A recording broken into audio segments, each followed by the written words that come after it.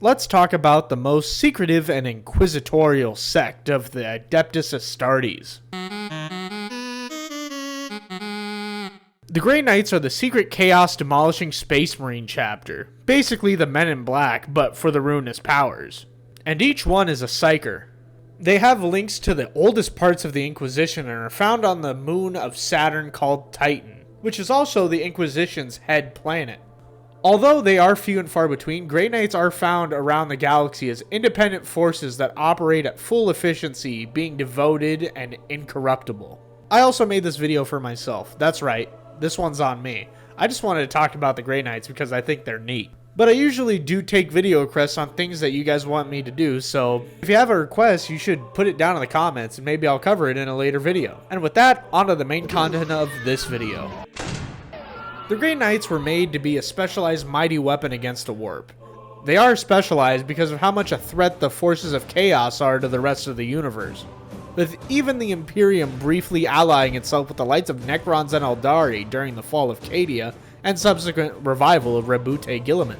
When normal people fight the powers of chaos, they're usually rendered powerless or converted to their power, with even Space Marines being susceptible to the touch of chaos.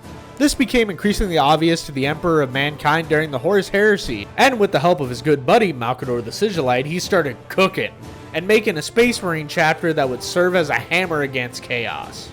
It all started with 8 Space Marines, all psychers who severed ties from their chapters due to them being currently chaos afflicted or just wanting to serve the Emperor of Mankind more directly. One of them being Nathaniel Garro, a Death Guard loyalist who was the first to report on the Horus Heresy occurring. He was able to reach the Imperial Fist and their Primarch, Rogal Dorn. Somehow this was the worst Primarch he could have run into though, because when explaining how the Death Guard have turned traitor, Rogal Dorn was so incredibly furious that somebody would even say that his precious brothers had turned against him, that he almost executed Nathaniel Garro on the spot, chopping his head off with his great chainsword called Storm's Teeth. But Garro gave him overwhelming evidence that forced him to accept the truth, and he became the first of the few Grey Knights, being called the first Knight Errant. The Grey Knights are intrinsically tied to the Inquisition, with them both being allies with them fighting against chaos. They are Codex Astartes compliant, but they are built how the Emperor originally embodied them, having Battle Brothers and Gene Seed to keep them in tip-top shape.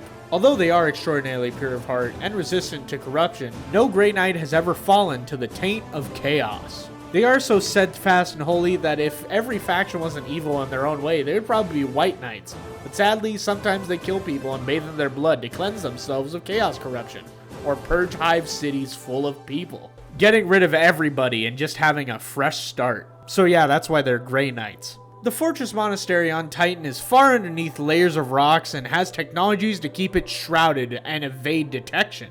Meanwhile, the normal lords of the Imperium started to make their own organization to combat chaos. The framework of the Inquisition started, with the Fortress Monastery on Titan being the cradle of it. Servitors maintain the fortress, cryovaults deep within the depths of the monastery hold special gene seed. New recruits are also brought there and have their minds probed to ensure no chaos corruption would occur.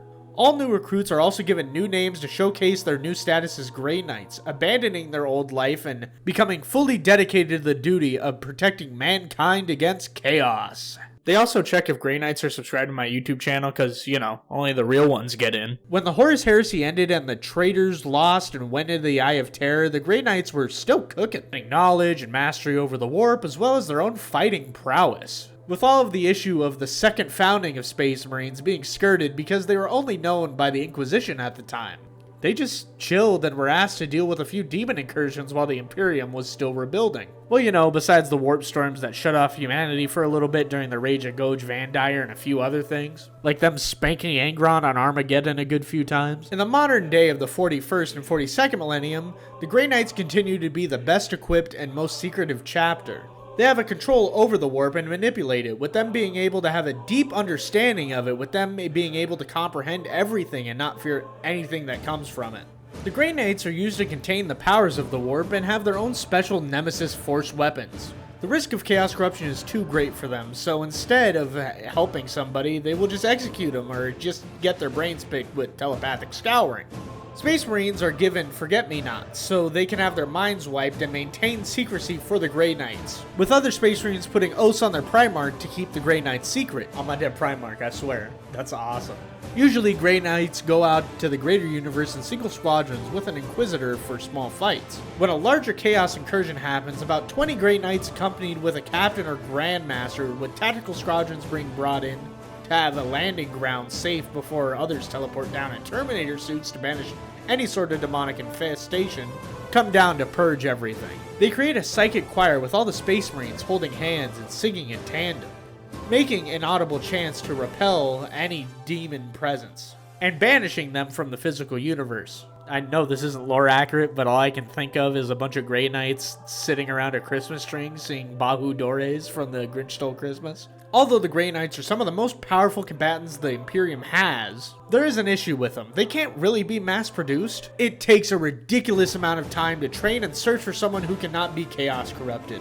They are woefully outnumbered, but their Nemesis Force weapons and armor help them even the odds quite a bit. Nemesis Force weapons, or Nemesis weapons for laymen, are like hyper-warp-fueled versions of power weapons, like a power sword or a power maul. They do have a nice upgrade with them being able to buff weapons with power projections and arcane psychic arts through the blade or hammer.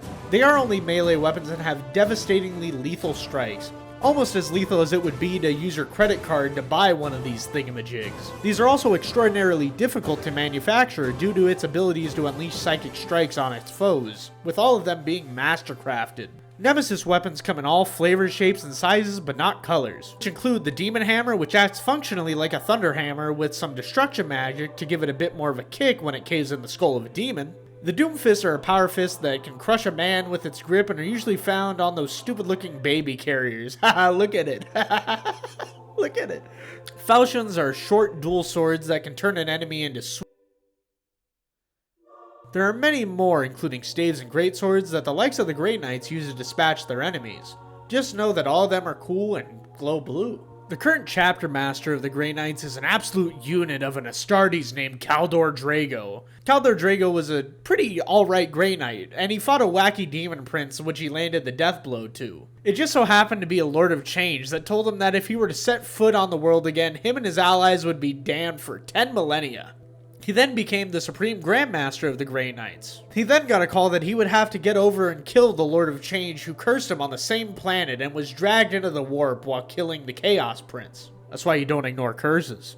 It all seemed like it would be over for Kaldor Drago until he became the Doomslayer, fighting demons in their own realm and getting rid of them on their home turf. He was trapped, eternally fighting. He almost eventually got out of the warp when dealing with a heretic opening a warp portal into real space, with him getting out and fist bumping some other Grey Knights before he got trapped again. The curse stayed true, with this happening many times like a cruel joke. I bet he even slipped on a banana peel to get back into the warp. In the era Indomitus, Kaldor Drago has been able to hop into real space much more often. Mainly because real space and the warp are kind of melding together because of the Eye of Terror opening up. He just kind of shows up and gets the job done and zips around the galaxy. The one thing that's true about him is that he's a real dependable guy that will come to your aid when it's needed the most. Some people don't like Kaldor Drago for how crazily overpowered he is, along with his wacky show up anywhere and save the day ability.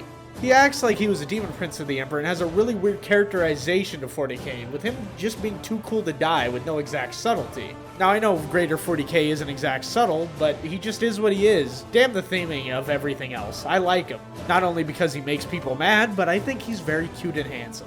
And I don't care if it's a bad take. I like him and I think he's neat. And he's also cool when he shows up in the Grey Knights game, so, you know. The Grey Knights on Tabletop play a lot like their Geneseed brothers, the Custodians, with them having all phases played in their army. Their psychic abilities help carry them, and they have good teleportation abilities and melee options. They do have some issues with being a very specialized faction, with any faction that might have the ability to get rid of some of their psychic abilities making them suffer. They are good at shooting and saving on mortal wounds, being able to shrug off most hits though. On Tabletop, the Dread Knight baby carriers are one of the best things out there. and they are some of the best units to bring besides maybe transports with great damage and range. They have some good customization on stuff that they can bring. Other vehicles are used as transports with rhinos and razorbacks that can be used in combinations with elite units. Besides that, nah dog, don't bring any other vehicles, it ain't really worth it. On tabletop, Kaldor Drago is mainly a melee unit with psychic shenanigans that burst over his homies and haters alike. His sword, the Titan Sword, has good strength as well as him having a good invulnerability save. He is a must-take for most Grey Knight armies, and he's great to charge at the enemies of his other knights. Too bad he doesn't screw off halfway through the battle and get dragged into the warp because of Jean's shenanigans though. And that's it for the Grey Knights. What do you think about them? I love these guys, and I think they're a fun secretive faction that most people don't know about. Did I miss something, or do you have a faction or character you want me to cover? Make sure to tell me in the comments down below. And tell me if you think you could not be Chaos Corrupted much like the Grey Knights. Till next video, fellas.